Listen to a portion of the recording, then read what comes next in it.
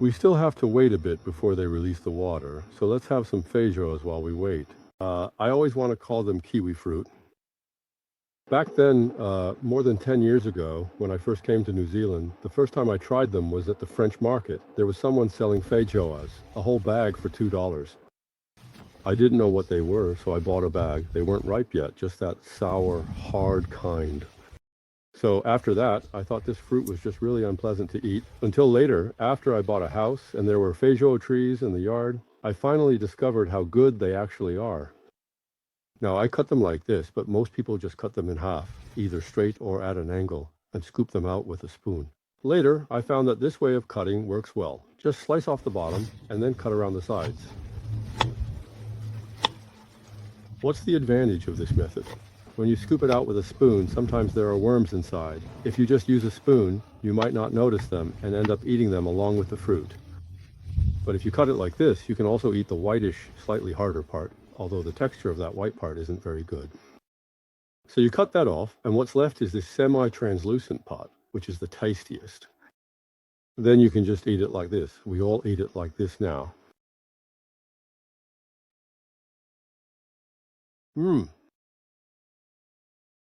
This is really delicious.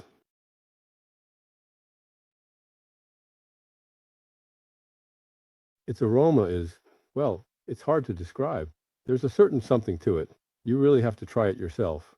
The ones that hang down from the tree like this are the tastiest. Let me cut another one. Just slice off the bottom in one cut, and once you see the flesh, then look at this part here. This one doesn't have any worms, but sometimes there can be worms in this spot. When you cut it upright like this, you can make a slight curve with the knife. Well, I cut a bit too little this time. Just cut it down like this.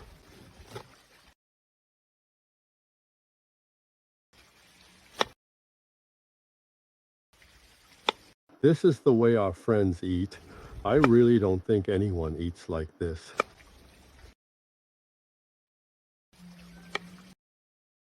We may not be experts at other things, but when it comes to eating, we're definitely top-notch. So that's how it's done.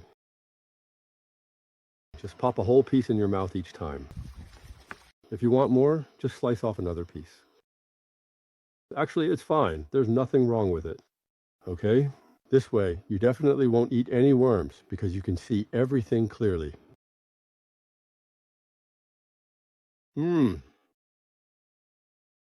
It's really delicious, really delicious. And as for these little bits and pieces that I've carefully cut off, I usually just throw them right back under the tree, letting them fall to the ground where they can decompose and nourish the soil.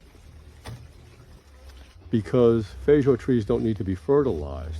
They're self-fertilizing, but the fruit they naturally produce is in fact actually intended in nature to fertilize themselves.